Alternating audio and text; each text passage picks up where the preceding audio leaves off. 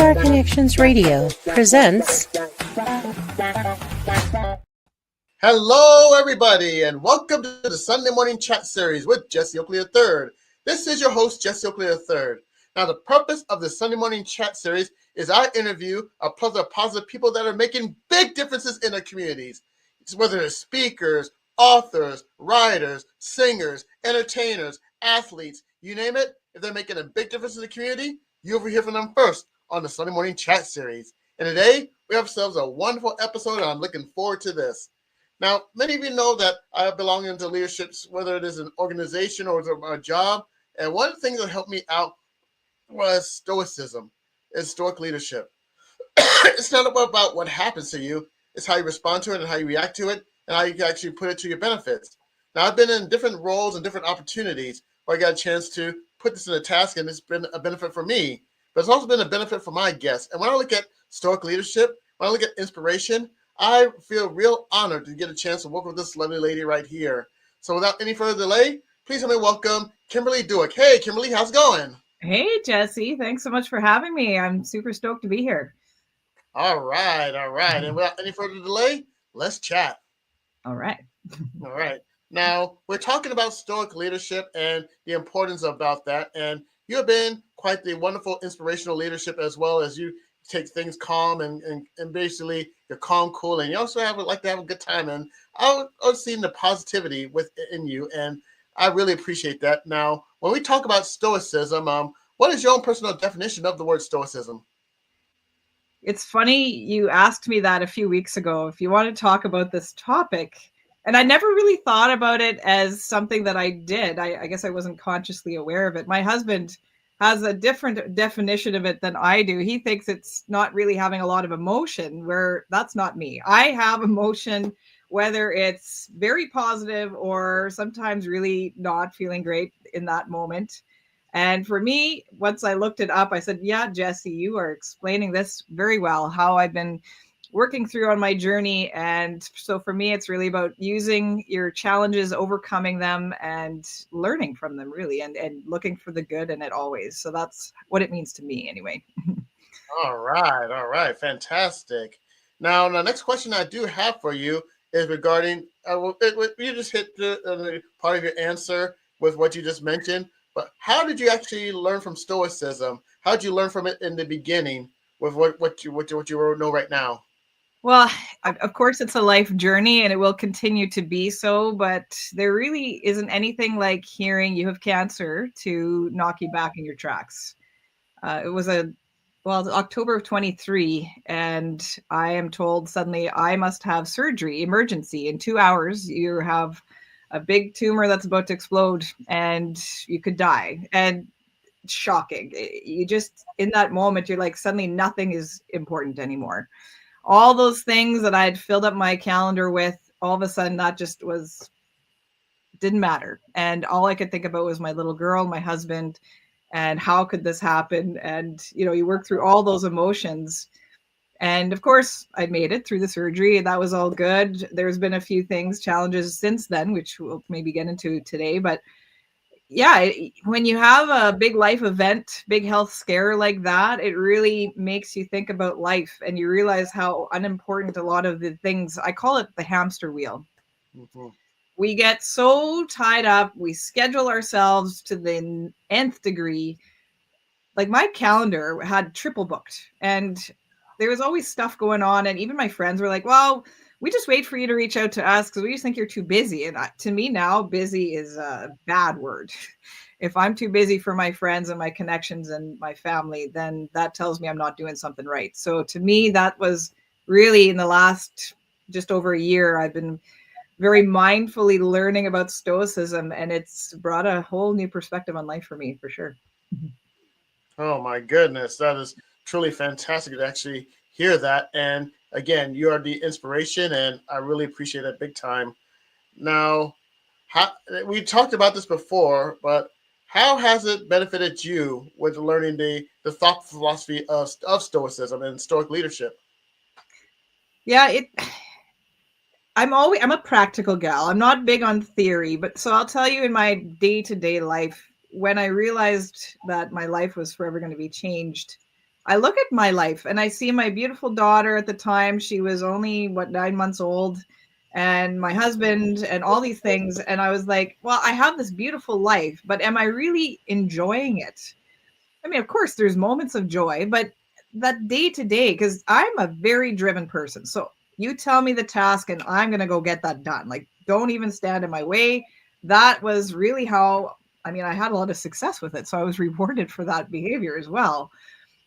But it was like short lived. You get to that mountaintop and then you're like, okay, that's fun. Now what? So you get to enjoy all your hard work for all of 5 minutes.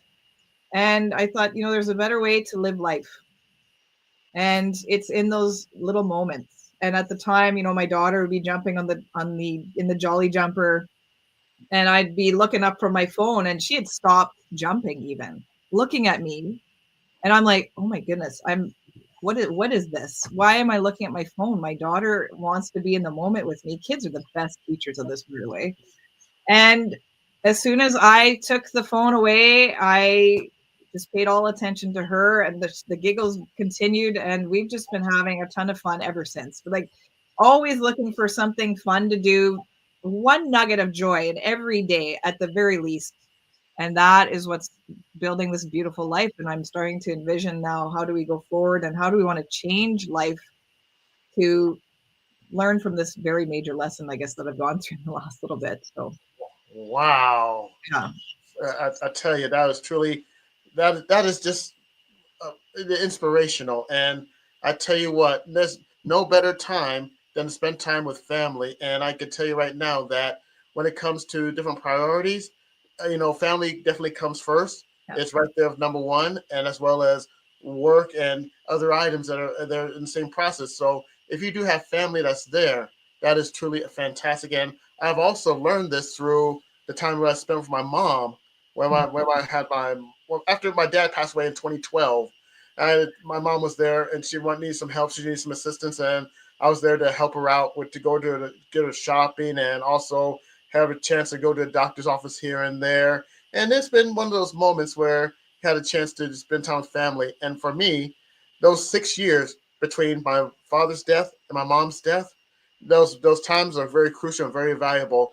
And by Yeah. the time when my mom passed away, when the doctors told me about that, I felt a head in my heart, but I also felt a conscience right there that says, I'm there with mom, and I was there for her, and that's what made the conscience much easier for me. So Yeah. when we talk about that with your daughter, I get up and talk about that with my mom, because there's no better time than definitely spend with family, and that's always a high priority. Yeah, absolutely. Oh my goodness. All right, then the next question for you is, I noticed that you're quite the inspiration with your life and your family and sharing these great words of wisdom. We'll get to later. We'll get to that later. Yeah. But there's someone out there that is inspired by what you're doing and inspired by the journey that you have made. And if you were to, well, heck, I'm inspired. Let's just call it that. Now let's say that you meet someone that is inspired by what you're doing, and they want to have that life that you're living.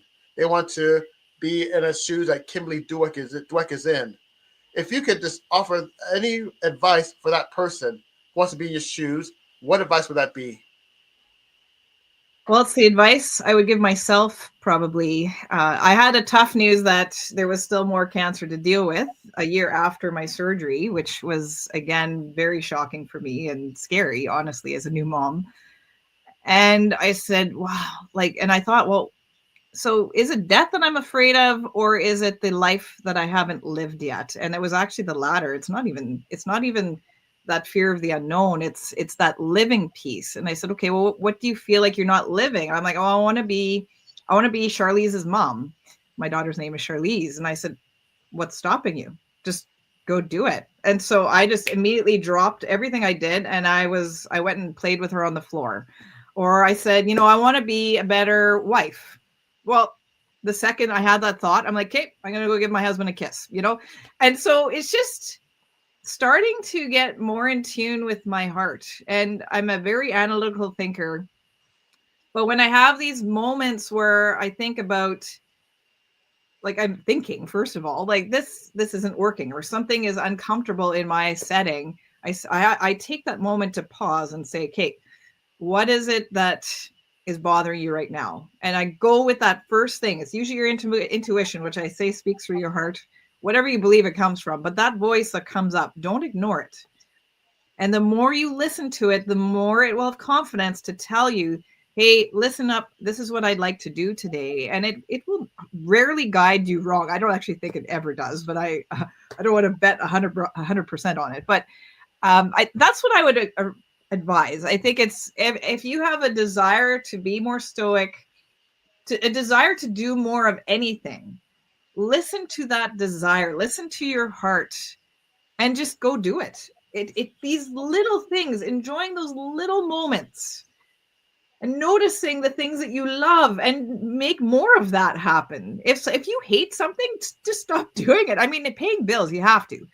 If you can outsource that to your partner, even better. But I'm saying the more joy and happiness and listening to that voice telling you this is what I really would love to do today, and finding that joy every day, I guarantee you will just take those small little steps, and all of a sudden you look back, and for me it's a year and a half later, and I say my life has completely changed. And so instead of hearing, wow, you have something life-threatening in your body, I say, wow, what a life-changing experience that was. And I hope that's yeah. Woo, oh my goodness. You said a lot, and we're already halfway into the interview. My goodness. I tell you what, happy people, this is what it's all about. Positive people making big differences, and Kim Dueck, the inspiration is as good as advertised. I'll tell you what, this is halfway through the interview, and my goodness, this is truly fantastic. This is very good stuff, happy people.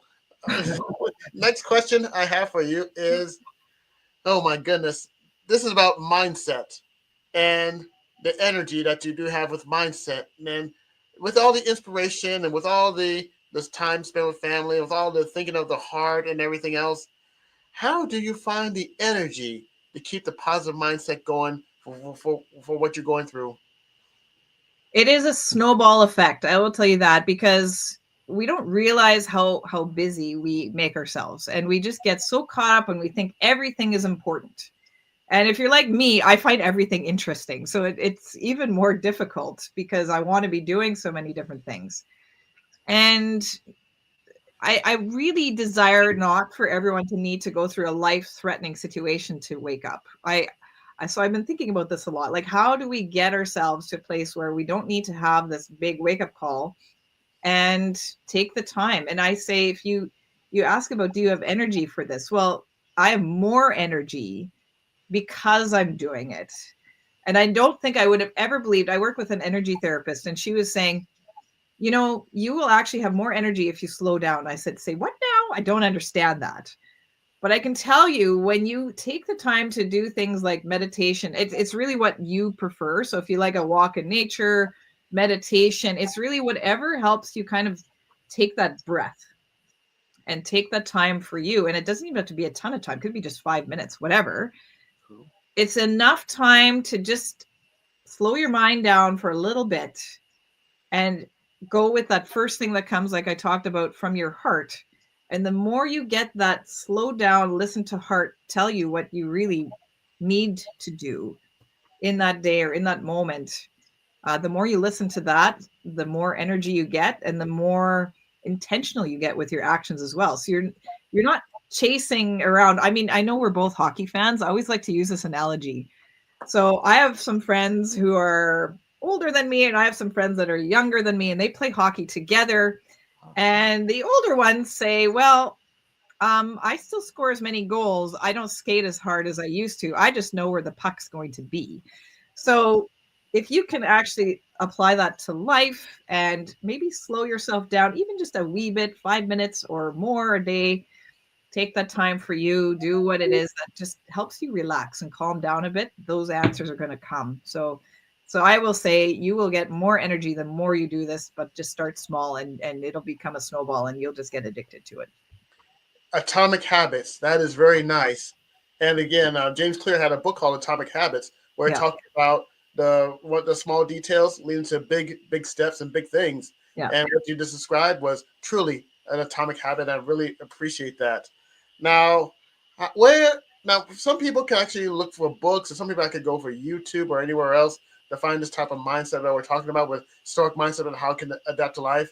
Where do you have an idea where people can actually go to know more about what Stoic mindset and how it can apply to your life?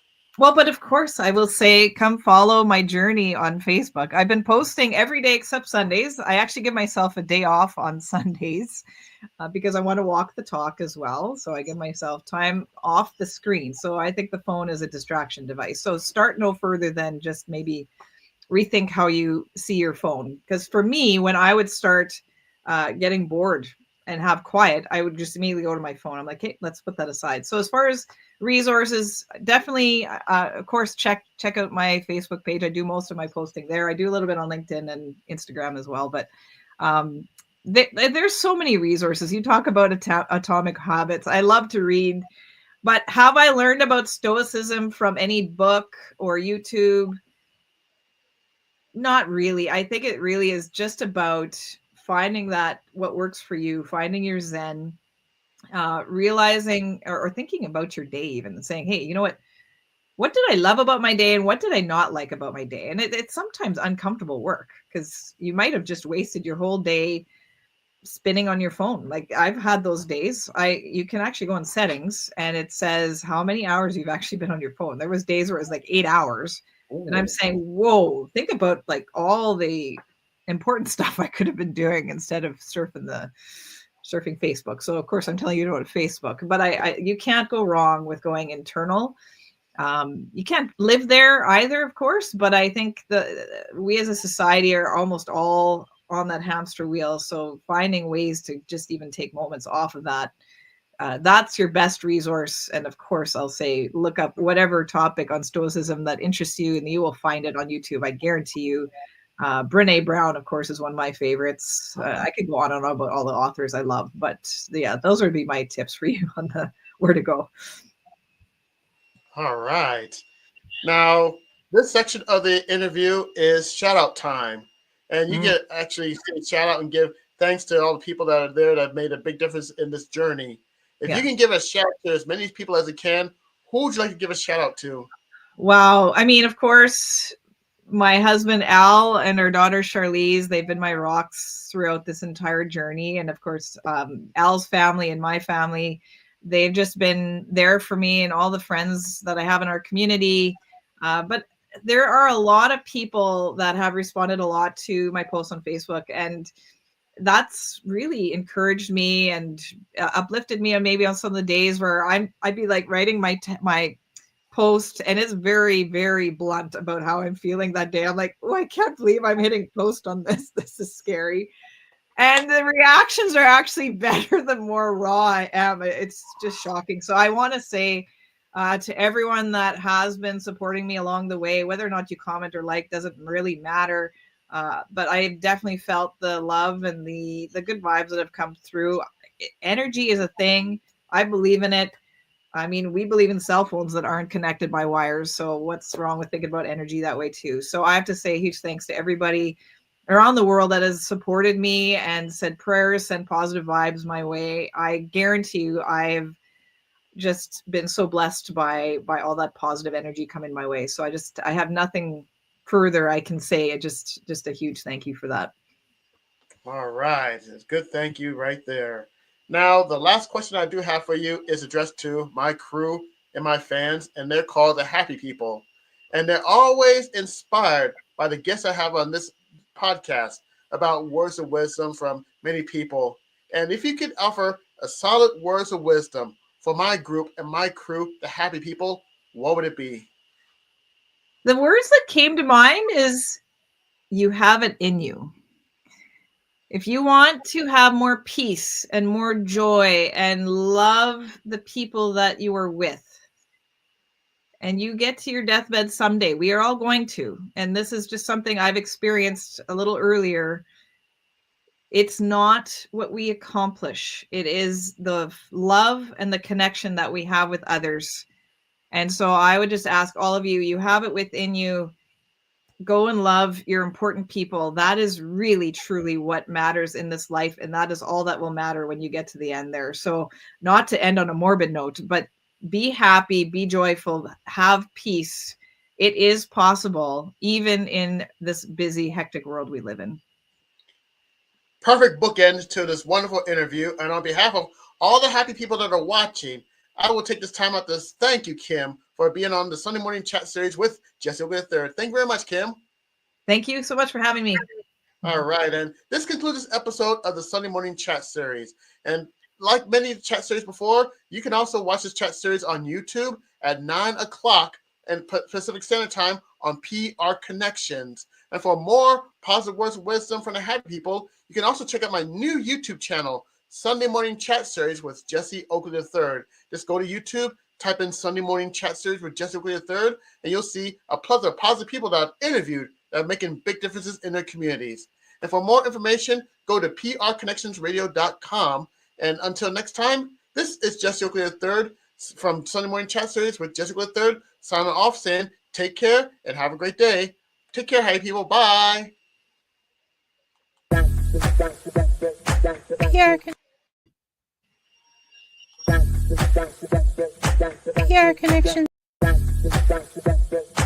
PR Connections Radio thanks you for watching this podcast. Check out more episodes of this show and our others at prconnectionsradio.com.